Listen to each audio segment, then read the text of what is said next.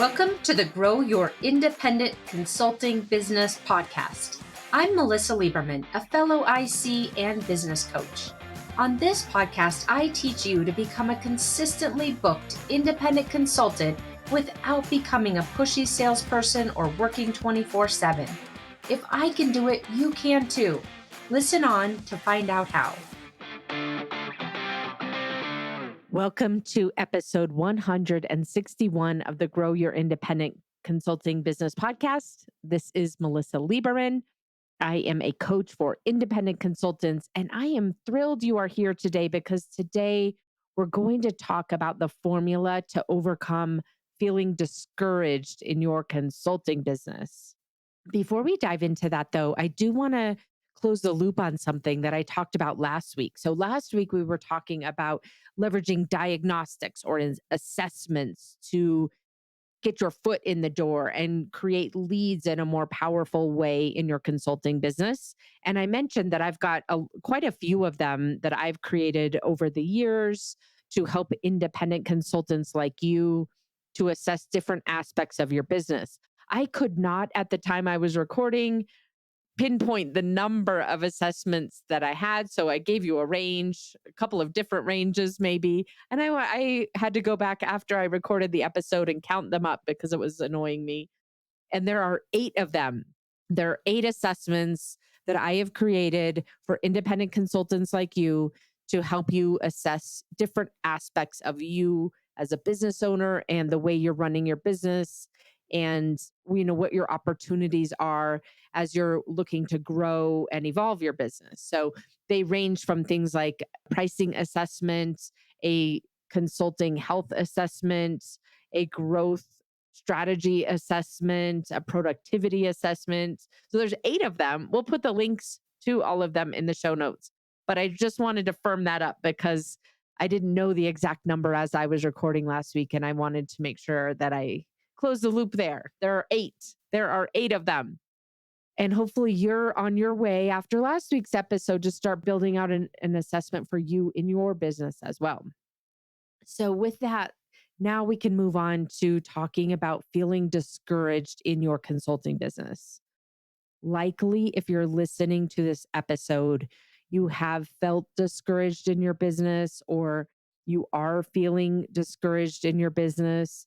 And that's really what we're going to dive into today. But on the off chance that you are not feeling discouraged and you might not have yet experienced the situation where you feel discouraged, I want to say to you, number one, it's incredibly normal to feel discouraged here and there in your business, sometimes for longer periods of time. And if you've been in business for a while and you haven't felt discouraged at some point, I would really suggest taking a look at where you've set your goals and where you might be doing things in a really comfortable way and really leaving opportunity on the table where you're capable of achieving so much more in terms of revenue, in terms of impact, in terms of the work-life balance that you want to live by. So if on the off chance you're listening to this episode and you're saying to yourself, well, this is great, but it just doesn't really apply to me, I want to push you to really look at where are you underperforming, underutilizing yourself, not pushing yourself to the point where you're capable of so much more. All right. So that's just a little side note here. Now let's dive in from the perspective of you've likely felt discouraged at some point, and you might even be feeling really discouraged right now. And that's what I want to help you with, the formula to overcome that in your business so you can keep moving forward. It might look like this happens so often. We're really feeling on top of the world one day. Maybe you signed a client, or maybe you uncovered a lead, or maybe you had an inbound lead that came out of nowhere and you're feeling so excited and confident and motivated. And then the next day, something happens, you get ghosted, or the person that reached out to you for your services changed their mind, or they never even are responding to booking a call with you. Whatever the reasons are, it can be such a peaks and valleys as we go through this process of owning a consulting business. You're feeling on top of the world one day, and then the next day, so discouraged and wondering what is wrong? Why does it have to be this way? And you might ask yourself too, is it even worth it here? Is it even worth it? There are so many highs and lows. Is it even worth it? And that's what I really want to give you this formula for so that you can manage through those discouraging times and keep going. You started this business for a reason. You started this business to accomplish goals that you've got and to have more autonomy and control over what it is that you want to accomplish. Don't let these periods of discouragement keep you from that bigger picture. When I work with my consulting clients, so consultants who are my coaching clients, and they come to me and say, I'm feeling really discouraged. One of the first questions that I ask them is, what do you think will make you feel less discouraged and more confident? And invariably, they tell me, I'll feel better as soon as I land a new client. I'll feel better as soon as I have more activity in my pipeline. And what I want to share with you today is that is too late. You cannot wait until you've landed a client to feel less discouraged and more confident. Got to get to the place from a business owner mindset perspective where you're able to overcome that discouragement ahead of the results. And that's what we're going to walk through today. I'm getting a little bit ahead of myself, but I really wanted to paint the picture here about what's going on because I can only guess that you can relate to this in some way where you just feel discouraged and questioning whether or not you're going to be successful in the long run with running this business. And that's the picture that we're going to be tackling today. Okay, so now let's take a step back and talk about the agenda for today. We're talking about that 5-step formula to overcome discouragement in your consulting business so that you can keep moving forward, so that you can generate leads for yourself, so that you can close contracts for yourself, so that you can move forward toward your revenue goals, even when it feels hopeless. So, the agenda specifically, I'll share with you a couple of companion resources to help you put what we're talking about today into action. And then we're just going to dive right into those 5 steps to overcome discouragement. And then along the way, as I share those 5 steps, I'm also going to share with you what not to do to overcome discouragement. And that's almost equally as important. So don't miss that part of the episode. And then we will wrap up at the end. So as we dive in, let me just share a couple of companion resources with you so that you can not only take today's episode and apply it to your business and to yourself, but also have some additional resources that will help you to take this even further. So, the first resource that I want to share with you is chapter 16 of the book, which focuses an entire chapter on the business owner mindset system. The book is called Grow Your Consulting Business, the 14-step roadmap to make your independent consulting goals a reality. We will put the link in the show notes where you can download the book directly. Put in your name and email address, and then I will send you the entire PDF of the book. And you can go check out chapter 16, which there's really mindset in every single chapter, but chapter 16 is dedicated specifically to mindset. So go check that out. The second thing I want to encourage you to do, speaking of assessments, I encourage you to go take the Consulting Business Health Assessment. You can find that at icassessment.com. It's all one word, IC for independent consultant, assessment.com. And that will help you walk through and really look at different aspects of your business, 14 aspects of your business to figure out where might you want to prioritize what you're focusing on so that you can improve the health of that aspect of your business, which really goes along, as a complement to what we're talking about today in the sense of reducing the discouragement because you've got these strong, results oriented, predictable systems in place. Okay, so with that, those are the companion resources. Now let's dive in to today's episode. Let's just talk first about feeling discouraged. feeling discouraged. What does this look like? When you think about it for you, how do you know you're feeling discouraged? Sometimes we're just kind of going along through the day and we feel kind of dull or disconnected or depressed in a way, not, like a clinically depressed way, but just a generally depressed way. What does it look like for you to feel discouraged? It's important to know.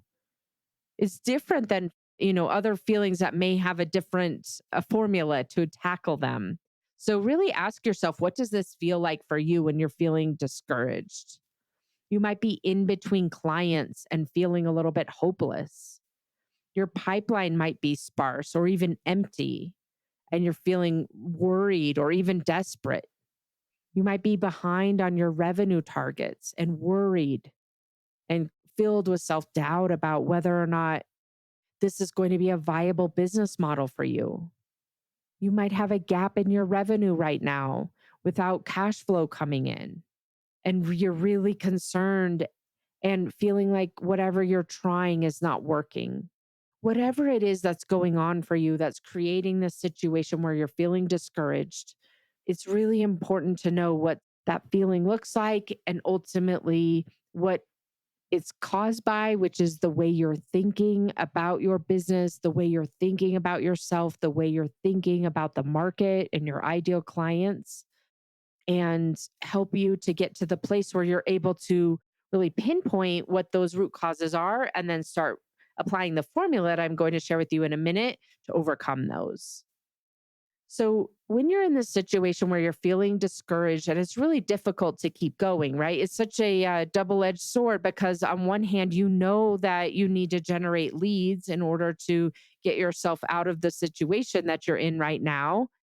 While on the other hand, you feel so discouraged or hopeless that it's really hard to do the work that you need to do to generate the leads.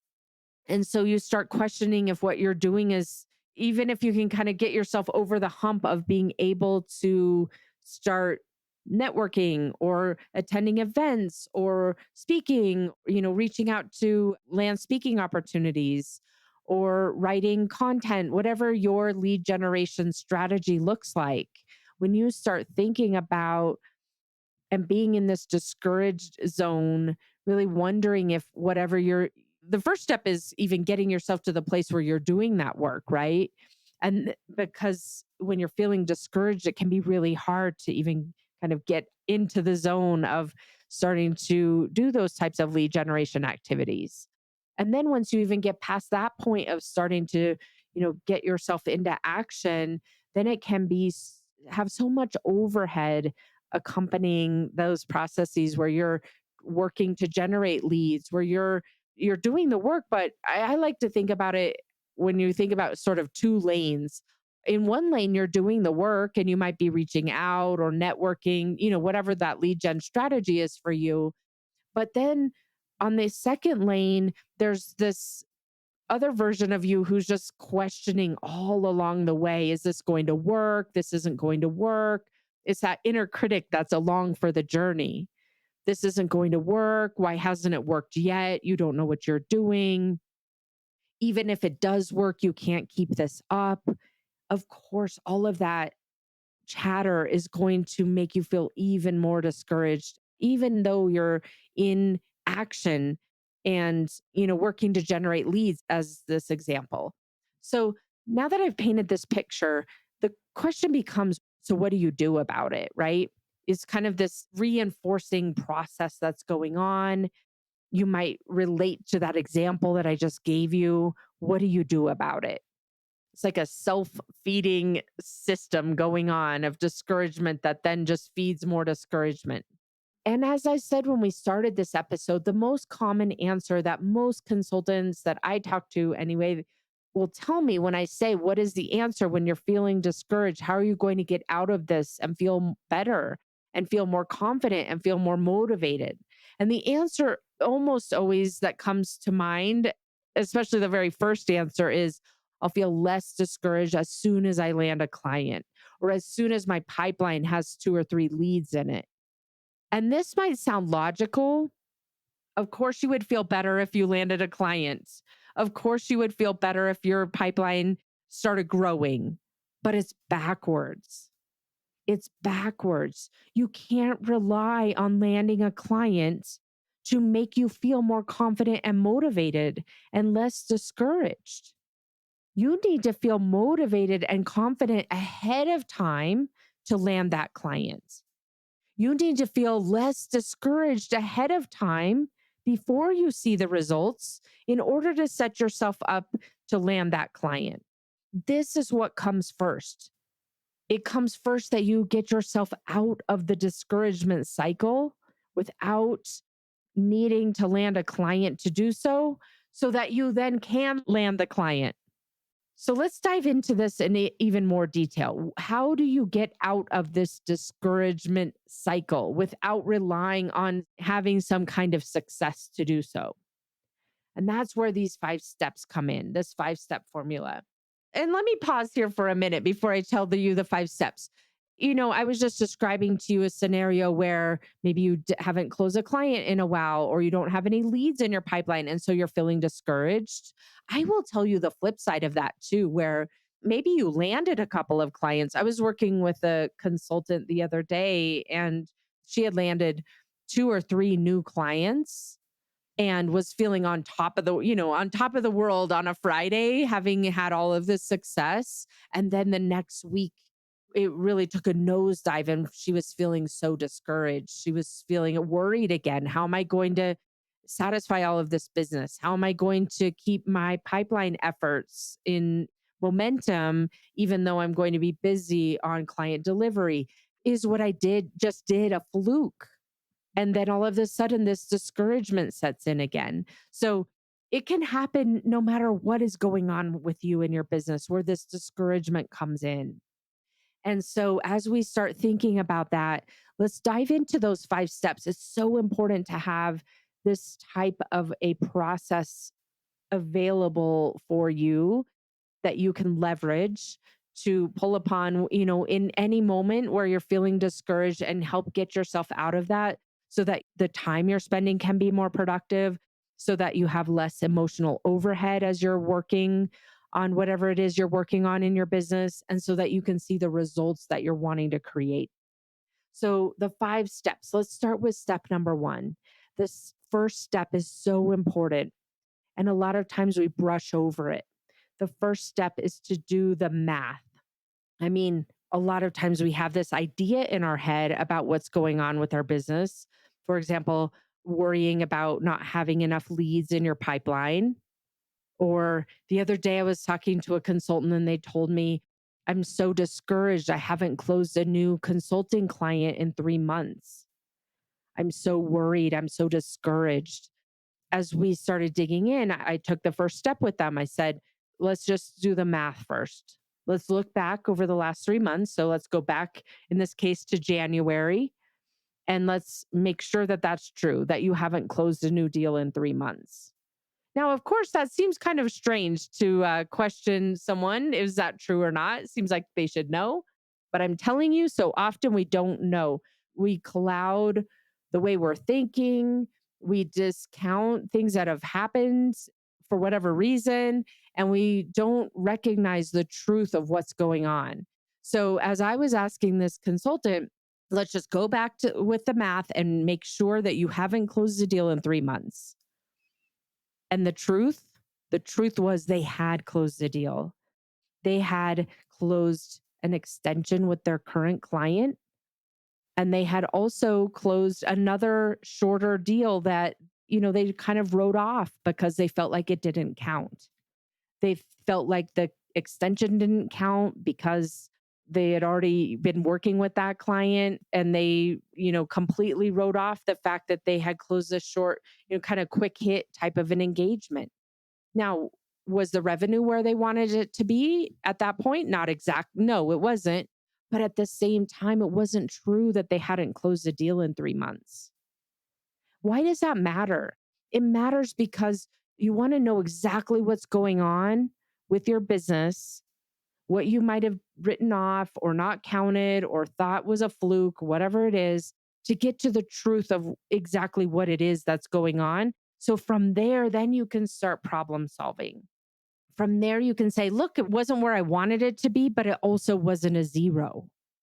It may have been a zero, and that's okay too, but just really getting clear with yourself about the truth is important for you then to build upon that. So that's why that step number one is so important. And you don't want to just brush it off. You don't want to just, think you're doing it because you did the math in your head. You want to write this down on a piece of paper to say, get really clear about what's working in your business and what's not working in your business so that you've got those facts from which to then make decisions. Okay, so then the second step then, once you're really clear about the facts of what's going on in your business, the second step of the process to overcome feeling discouraged in your business is to normalize the fact that you're going to feel discouraged in your consulting business. Listen, I've been doing this for 12 years. I've had incredible successes, especially in Q1, because the book came out and I've had a lot of successes in Q1. I still feel discouraged despite all of that. 12 years in, an amazing Q1, a book on the shelves, I still feel discouraged. And that's the case too for the consultants that I work with as coaching clients. It's a normal part of the experience. Even when on paper things look like, why would you feel discouraged? Everything looks like it's working, beautifully. The fact is, you're a human. You're going to feel discouraged. You're going to feel unmotivated. You're going to feel fearful. You're going to feel inadequate. You're going to feel worried. You're going to feel self-doubt. And as a business owner, you've got to figure out how to keep going forward anyway, without letting the self-doubt water down what you're doing, without letting the fear keep you playing small, without letting the discouragement keep you procrastinating and avoiding the things that are going to move the needle in your business because you're waiting until you feel better. So the second step of this formula to overcome feeling discouraged is to normalize that this is part of the process and it's not a problem. It doesn't have to be a problem to feel discouraged. It doesn't feel good. I don't like feeling discouraged either. It doesn't feel good, but it doesn't have to be a problem. When you recognize that this is part of the process and then move on to put step 3 in place, which is getting yourself to the place where you're able to purposefully or intentionally replace that discouragement with another emotion. So in step 2, you're normalizing it. You're saying, look, this is just part of the game. I get it. It's not a problem. I'm not going to let it slow me down or water me down or be an excuse. I'm going to keep going. And then step 3, so you've got that awareness, right? I'm feeling discouraged. It's a normal part of the process. And then step 3 is where you purposefully replace that discouragement. Again, you don't want to wait until you feel better to work on your business.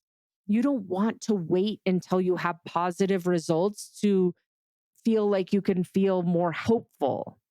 You don't want to wait until you feel better to start talking to potential clients or to move potential clients through a sales process.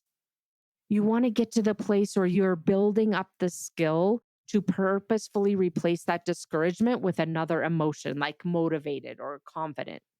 Now, listen, let me say this on the flip side of this too. This is not about you feeling positive.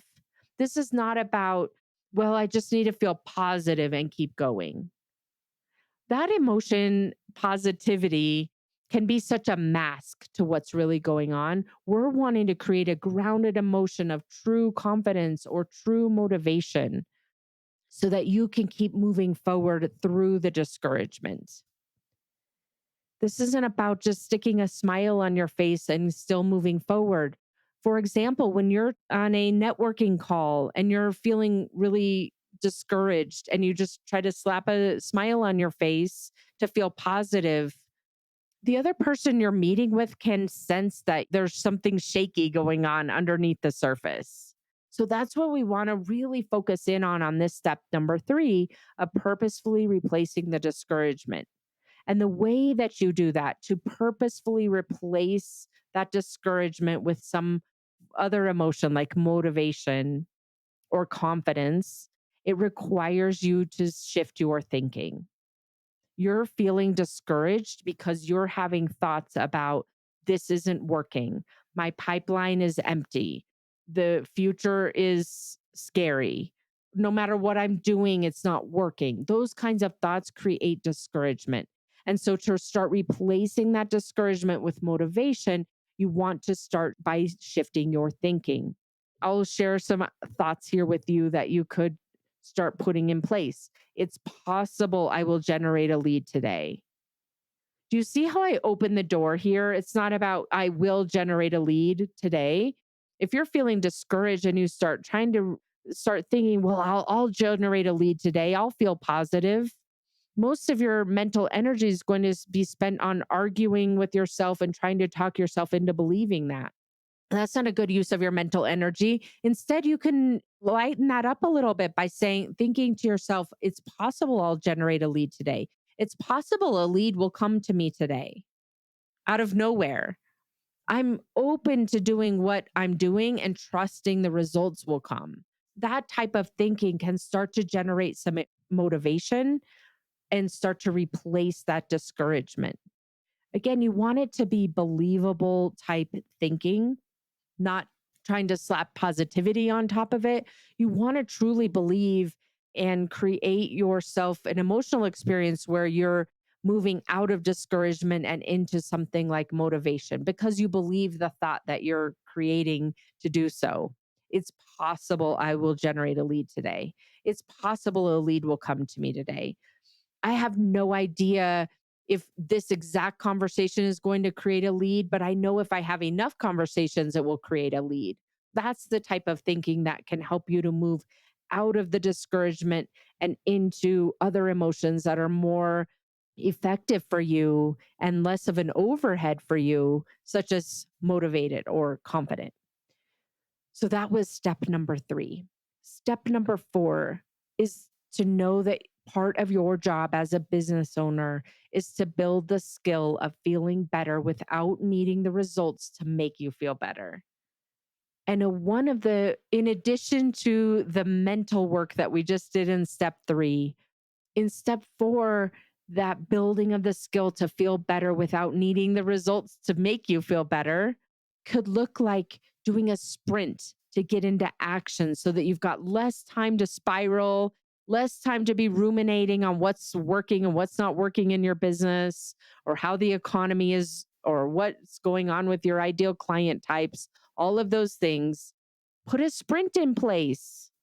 If you're feeling discouraged about the results in your business and you're not fully utilized with client work, then use that time to put a sprint in place. If you don't know what I'm talking about when I talk about a sprint, you can go back to, I don't know the episode number, but it's about the 3 modes of lead generation. It's like episode 158 or something like that. We'll put the link in the show notes to that as well. But go get yourself into action doing something like a sprint for lead generation so that you just don't have as much time to spiral out of control on the mental side. And you give yourself having more conversations and less time to think can be really valuable. Also, this is a big call out. I want to make sure I emphasize this. You want to avoid worrying about whether what you're doing is scalable or not. So often I'll talk with consultants and they'll start moving out of this discouragement cycle because they're getting into so much action and talking to so many potential clients, potential referrers, potential connectors, potential channels. They're talking to so many different people. And then they start worrying if what they're doing is effective or efficient or scalable. And I say, time out, time out. This is not the point in your business right now where you should be worrying about what you're doing is scalable or not. Let's just get a lot of these reps under your belt. Let's create some momentum and remind yourself that there are modes, there are seasons. There are times where you're going to be really concentrated on lead generation, for example. And so you would be doing this sprint kind of a lead generation mode. And there are other times where you're fully utilized and you've got a contract for the next 12 months. And so it can be a much slower pace.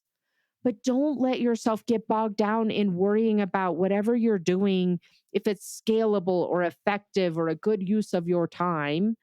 Get yourself out of this discouragement cycle by getting yourself into action.